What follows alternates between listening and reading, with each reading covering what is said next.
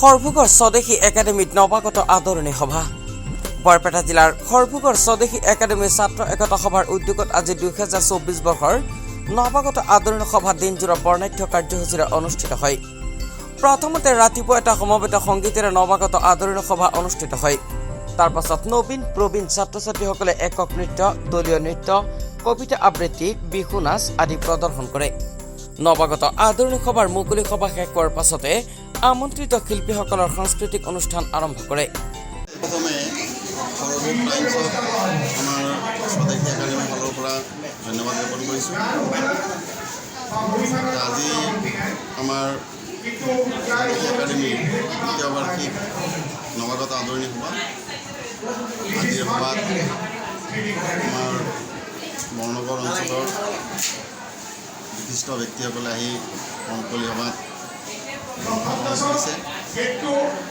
আমি তেখেতসকলক আমাৰ স্বদেশী একাডেমীৰ ফালৰ পৰা অশেষ ধন্যবাদ জ্ঞাপন কৰিছোঁ। আজিৰ অনুষ্ঠানত ভালেসংখ্যক আমাৰ বিদ্যালয়ৰ ছাত্ৰ ছাত্ৰীয়ে বিভিন্ন ধৰণৰ সাংস্কৃতিক অনুষ্ঠান পৰিৱেশন কৰিছে তথা আমাৰ আজিৰ অনুষ্ঠানত সংগীত শিল্পী হিচাপে শিৱসাগৰৰ পৰা আমাৰ শিল্পী গোষ্ঠী আহিছে। তেখেতসকলে গীত পৰিৱেশন কৰিব। আজিৰ এই কাৰ্যসূচীখন সুকলমে পৰিচালিত হোৱাৰ কাৰণে আমাৰ এই বিদ্যালয়ত উন্নত শিক্ষক শিক্ষয়িত্ৰী,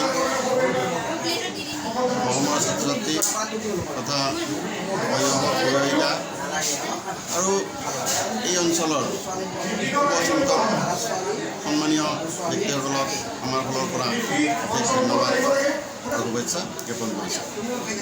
সৰভোগৰ পৰা শহীদুল আলী ৰিপৰ্ট, DA 365।